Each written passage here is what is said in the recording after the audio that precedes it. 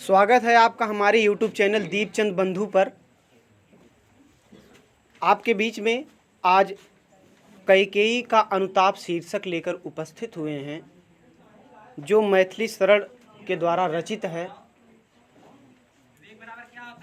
इसमें आपको मैथिली शरण गुप्त जी ये बताए हैं कि कैकेयी का अनुताप, कैकेयी अपने पश्चाताप को व्यक्त कर रही हैं। एक बार वही कैकेयी जिसने गलत निर्णय ले करके अपने पुत्र श्री राम को और लक्ष्मण को वनवास भेज दिया था, अब आज वही जिसने राम को वनवास भेजा था वो सरल हृदय से नहीं भेजा था, अपने हृदय को ब्रश तथा पत्थर से भी कठोर बना के भेजा था। और आज वही गोमुखी गंगा के समान निर्मल हो गई है। आज उसके मुखार बिंदुओं से बड़ी पवित्र वाणी निकल रही है। तो आइए देखते हैं कैकेयी का अनुताप। मैथिली शरण गुप्त राष्ट्र कवि मैथिली शरण गुप्त प्रथम राष्ट्र कवि मैथिली शरण गुप्त हैं, जिनके महाकाव्य का नाम साकेत है। साकेत एक महाकाव्य है। इसी महाकाव्य से कैकेयी का अनुताप लिया गया है। आइए सबसे पहले मैं इसको पढ़ता हूँ।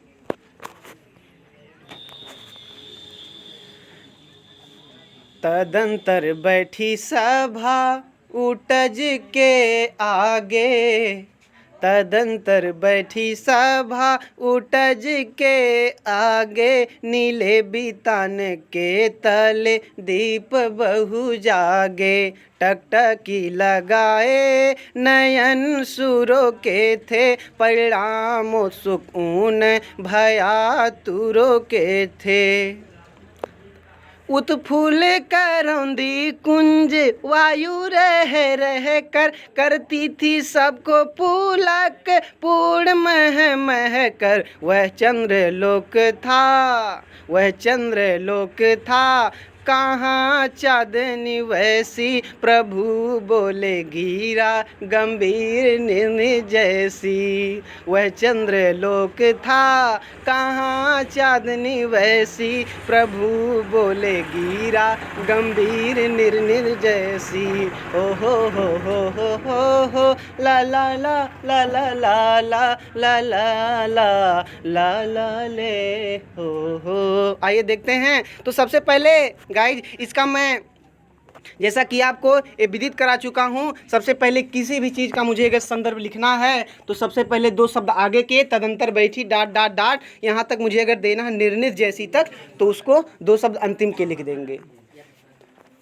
अब इसको लिखने के पश्चात अब मैं प्रसंग लिखूंगा। प्रसंग लिखने के पश्चात अब मैं इसका व्याख्या लिखूंगा। तो इसका प्रसंग यही होगा, कैकेयी जी ठीक है अपने इसमें दुख को व्यक्त कर रही हैं। आइए देखते हैं इसका व्याख्या हम पढ़ते हैं। इसका व्याख्या आप सब ध्यान दीजिएगा। तदंतर माने उस क्षण, बैठी माने बैठी है, सभा माने सभा, उस क्षण बैठी है सभा, उटज माने पड़कुटी के आगे मतलब आगे। उस क्षण सभा पड़कुटी के आगे बैठी हुई है, उस क्षण सभा पड़कुटी के आगे बैठी हुई है। नीले माने नीले, बीतान माने तंबू के, तले माने नीचे, दीप माने दीपक, बहु माने भारी संख्या में, जागे माने जग उठे हों। मानो नीले तंबू के नीचे दीपक भारी संख्या में जल उठे हों। मानो नीले तंबू के नीचे दीपक भारी संख्या में जल उठे। कहने का मतलब ये है कि उस क्षण जब श्री रामचंद्र जी और लक्ष्मण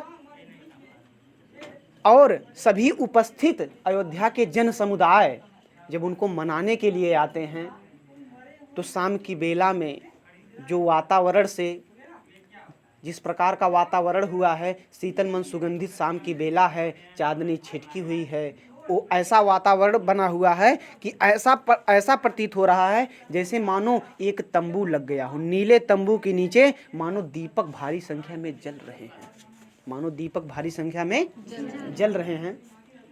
तो गाइस इसका अर्थ आप क्या कहोगे?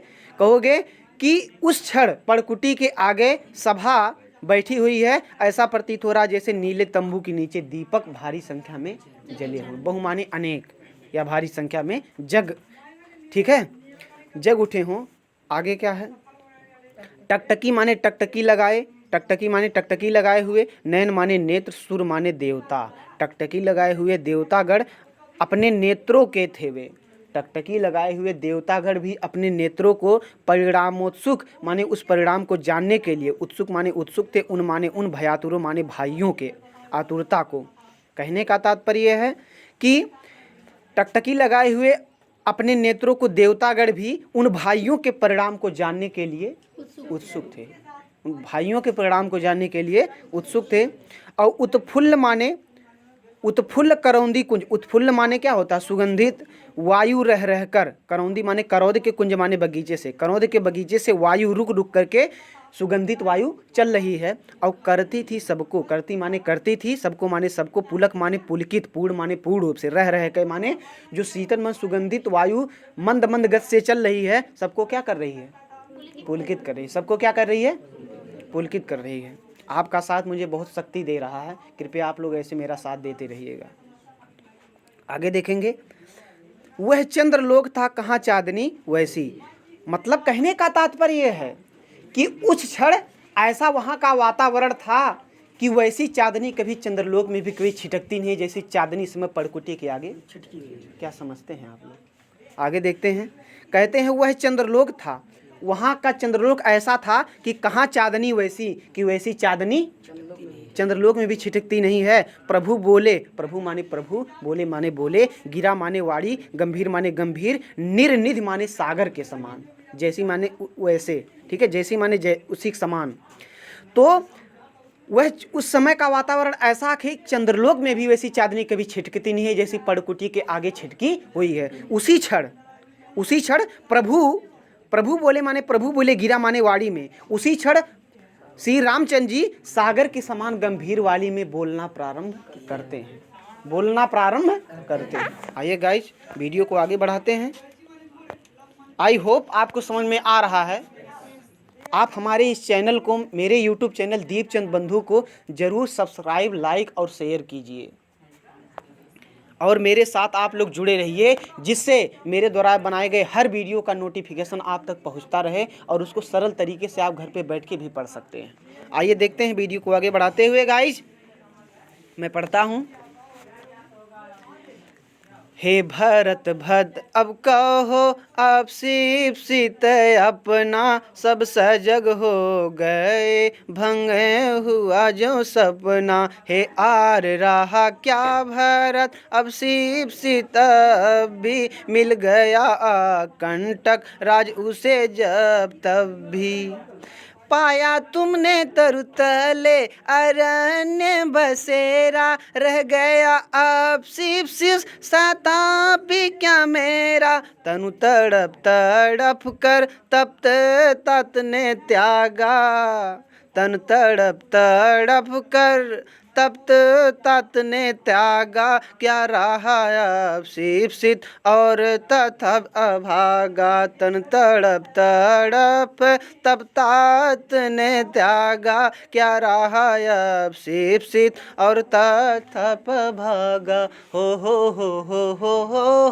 ला ला ला ला ला ला ला ला ला ले ला लाली हो। आइए देखते हैं वीडियो को आगे बढ़ाते हुए।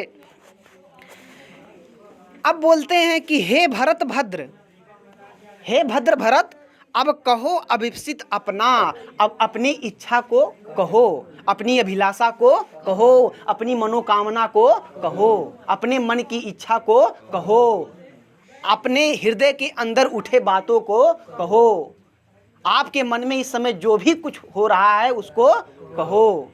समझ गए? आगे देखते हैं। और बताएं क्या? इतना बहुत है, इतना बहुत है। तो हे भरत भद्र, हे भरत भद्र, अब कहो माने अब कहो, अभिष्ट माने अपनी अभिलाषा। हे भरत भद्र, अब अपनी अभिलाषा कहो। सब सजग हो गए, इतना शब्द कहते जैसे सभी लोग सजग हो गए, भंग हुआ जो सपना। जब श्री रामचंद्र जी ने ऐसा कहा तो उनकी बाणी को सुनकर ऐसा प्रतीत लोगों को हुआ जैसे सभी लोग स्वप्न देख रहे हों और सभी लोग स्वप्न से जाग गए हों, सभी लोग स्वप्न से जाग गए हों। क्योंकि आप जानते हैं जब कोई व्यक्ति दुखी में रहता है, उसके ऊपर कोई परेशानी पहुंचा दिया जाता है आपको भी पता है कि ये हमसे नाराज है, और नाराज होने के बावजूद जब एक बार बोल देता है अपने ही, तो मेरे हृदय में ऐसी आनंद की उमंगें उठने लगती हैं कि इसका वर्णन करना इम्पॉसिबल है। तो बड़ा खुशी इनको हुआ कि आज श्री रामचंद्र जी स्वयं पूछ रहे हैं अपने बाबू से, अपने भैया से, अपने छोटे भाई भरत से पूछ रहे हैं कि बाबू भैया आप अपने अभिलाषा को कहो, किस उद्देश्य से आप मेरे पास आए हो। तो उनके हृदय को बड़ा सुकून महसूस हुआ, उनके हृदय को बड़ा सुकून महसूस हुआ। और बोलते हैं कवि, भरत के शब्दों में बोलते हैं, कहना कवि का क्या है कि हे आर रहा। अब यहाँ आर जो है अपने बड़े भैया के लिए प्रयोग कवि ने किया है। हे आर, ध्यान दीजिएगा आप सब, हे आर माने हे आर, रहा माने रहा, क्या माने क्या। हे आर क्या रह सकता है भरत अभिप्सित अब भी। मारो अपने आप को, क्या इस भरत को और भी कुछ अभिलाषा रह सकती है। धन्य है मेरा हृदय तो ऐसे निकल जा रहा है आपके वियोग के कारण। आप तो चले गए जब से, तब से केवल मैं आपका सम्मान रखने के लिए, आपके अभाव के कारण मैं कोई गलत कदम भी नहीं उठा सकता था। नहीं तो मैं तो खुद निर्णय ले लिया कि मैं जलती हुई अग्नि में कूद जाऊंगा। लेकिन मेरे गुरुओं ने, मेरे माताओं ने, सभी लोगों ने मुझे सांत्वना दिया कि हे भरत, तुम तो धर्म की धुरी धारण करने वाले हो। अगर तुम हृदय को अपने हार जाओगे तो इस संसार में एक बहुत बड़ा कलंक हो जाएगा। इसलिए तुम धर्मात्मा हो, अपने मन को तुम स्थिर करो, धैर्य धारण करो, तुम जाओ श्री रामचंद्र जी के पास। और लोग क्यों नहीं गए? क्योंकि भरत को श्री रामचंद्र जी से बड़ा स्नेह था, बड़ा प्रेम था। और जैसा कि आप जानते हैं, जब अपने भाई को देखते हैं लक्ष्मण जी, तो तुरंत धनुष बाण उठा लेते हैं कि आ गया हमको मारने के लिए, इस समय का अवसर प्राप्त करके हमको मारना चाह रहा है। लेकिन जो स्नेही जन होते हैं उनके हृदय में, और स्नेही जन के हृदय में दोनों लोगों को पता रहता है कि कितना हम स्नेह एक दूसरे से करते हैं। तो गाइज आइए, वीडियो को बहुत लंबा हो जाएगा, मैं बहुत बड़ा कथानक पे नहीं जाना चाहूँगा, वीडियो पे ही रहिएगा आप लोग। तो हे आर रहा क्या भरत अभिप्सित अब भी। हे आर, क्या मुझ भरत को और भी कुछ अभिलाषा रह सकती है। मिल गया अकंटक राज उसे जब तब भी, इसे तो अब अकंटक राज मिल गया है। ये जो राज है ना, ये राज इसे सुख की प्राप्ति नहीं दे रहा है, ये राज इसे एक कांटे के समान चुभ रहा है। और पाया तुमने तरुतले अरण्य बसेरा। पाया माने मिल गया, तुमने माने आपको, तरु माने वृक्ष के, तले माने नीचे, अरण्य बसेरा माने बहुत, अरण्य माने जंगल में, बसेरा माने बसेरा। आपको तो इस जंगल में अरण्य बसेरा मिल गया है, अरण्य बसेरा मिल गया है। और हम क्या हैं, हम इस सिंहासन पे बैठ सकते हैं। कैसे आप अपने मन में सोच लिए कि जिसका एक बड़ा भाई जंगल में भटक रहा हो, क्या मैं सिंहासन पे बैठ सकता हूँ? क्या मेरा मन, मेरा हृदय गवाही देगा इस बात के लिए? पाया तुमने तरुतले अरण्य बसेरा, आपको तो इस वृक्ष के नीचे अरण्य बसेरा जंगलों में मिल गया है। और रह गया अभिप्सित शेष तथाप क्या मेरा। रह गया माने रह गया, अभिप्सित माने अभिलाषा, शेष माने शेष, तथाप माने फिर भी क्या मेरा। क्या इसके बावजूद भी मेरी कोई और अभिलाषा रह सकती है। तन तड़प तड़प कर तप्त तात ने त्यागा। तन माने शरीर, तड़प माने तड़प तड़प करके, तप्त माने आपके वियोग के कारण, तात माने पिता ने, त्यागा माने त्यागा। गाइज एक बात मैं आपको बड़ी इंपॉर्टेंट बात बता दूं, तात जो शब्द होता है, तात समयानुसार वो पिता के लिए भी प्रयोग होता है, भाई के लिए भी प्रयोग होता है, पुत्र के लिए भी प्रयोग होता है। समझ गए? अवसरानुसार, समयानुसार तात शब्द भिन्न भिन्न के लिए प्रयोग किया जाता है। यहाँ तात का मतलब पिता के लिए हुआ है, ठीक है। तो पिता ने आपके वियोग के कारण अपने शरीर को तड़प तड़प कर त्याग दिया, तड़प तड़प कर त्याग दिया। और क्या रहा माने क्या रह सकता, अभिप्सित माने अभिलाषा, और तथाप क्या अभागा। क्या मुझ अभागे को, क्या इसके बावजूद भी मेरी कोई अभिलाषा रह सकती है कि जिसका पिता एक पुत्र के लिए अपने प्राणों को त्याग दिया हो, और उसका दूसरा भाई भी उसके वियोग में उसे जीना अच्छा नहीं लगता है। क्या हे प्रभु, क्या हे मेरे भ्राता श्री, क्या इसके बावजूद भी मेरी और क्या अभिलाषा रह सकती है।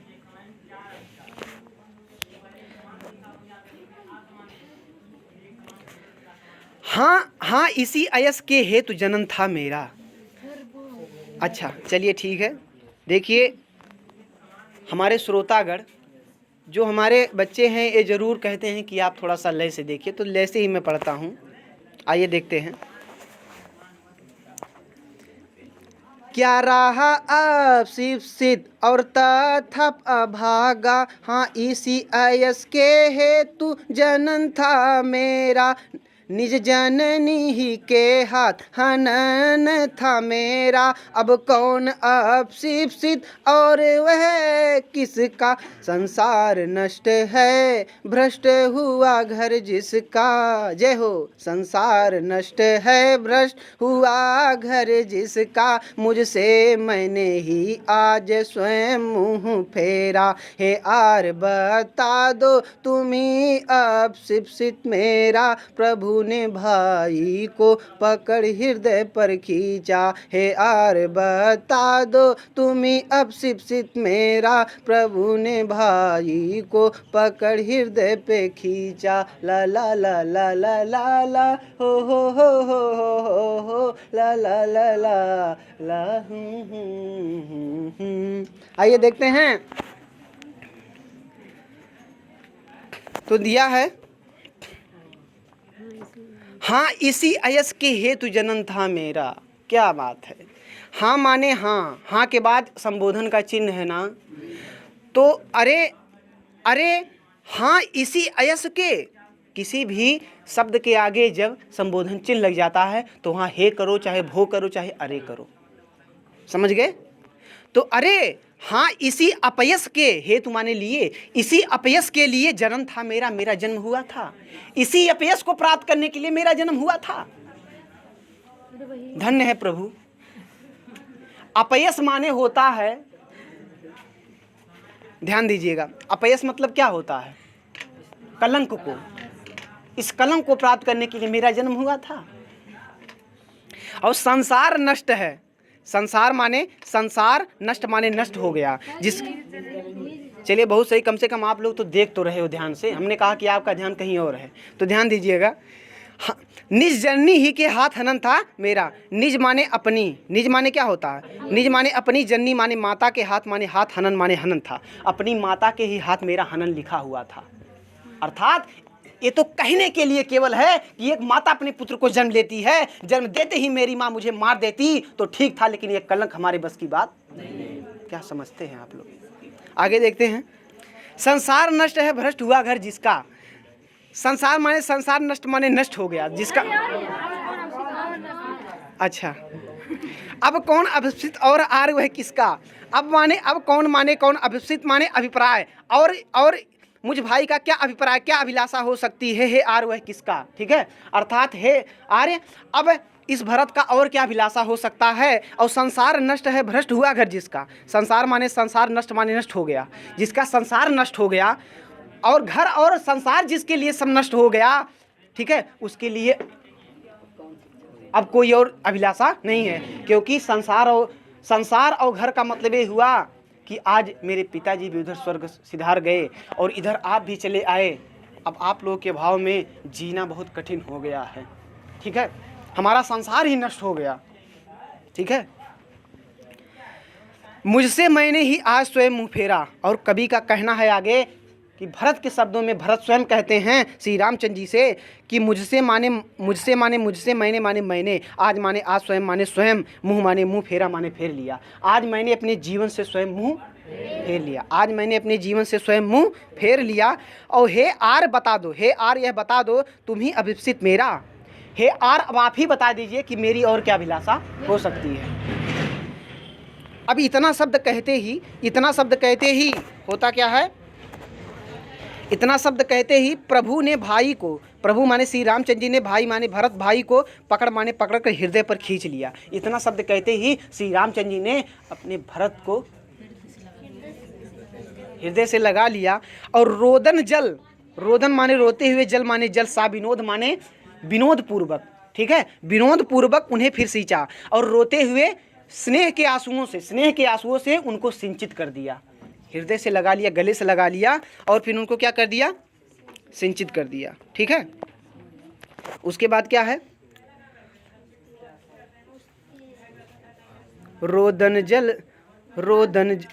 जल से सा विनोद उन्हें फिर सींचा, और उसके आशय की थाह मिलेगी किसको। बड़ी ऊंची पंक्ति कवि ने लिख दिया है, तो ध्यान दीजिए। उसके माने उसके, अब श्री रामचंद्र जी कहते हैं उसके माने उसके, आशय माने आशय की, थाह माने गहराई, मिलेगी माने मिलेगी, किसको माने किसको।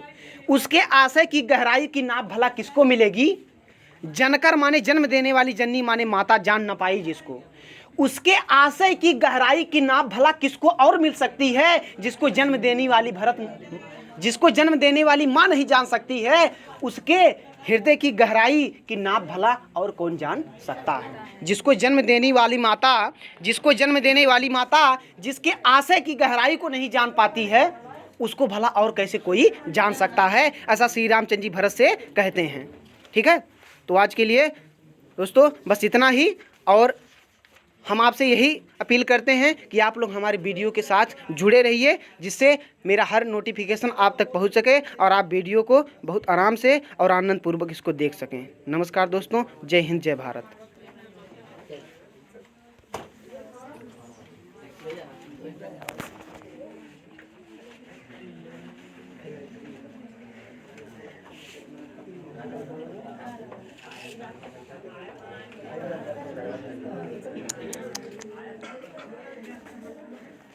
समझ में नहीं आया क्या?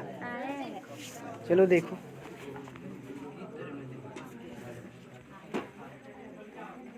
अरे क्या हो गया है जी, काहे बन रही है?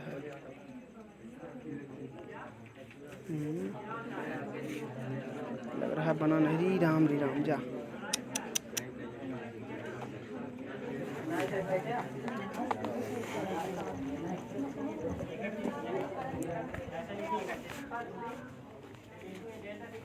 कुलदीप कहाँ गए हो? आए हैं राहुल, इधर आओ।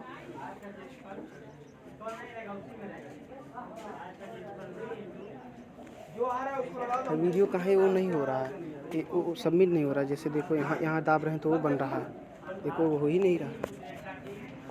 जितना भी लगाओ कॉपी